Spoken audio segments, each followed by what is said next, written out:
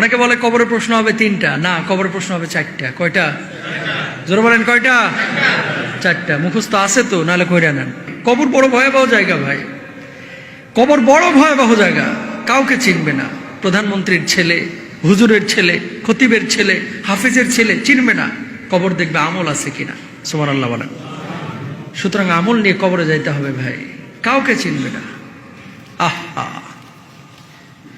কবরের জিন্দেগি যখন রাখা হবে, আপনাকে রাখা যখন হবে, আমরা বলি না যে 3টা প্রশ্ন কবরের মধ্যে করা হবে, এরকম বলি না?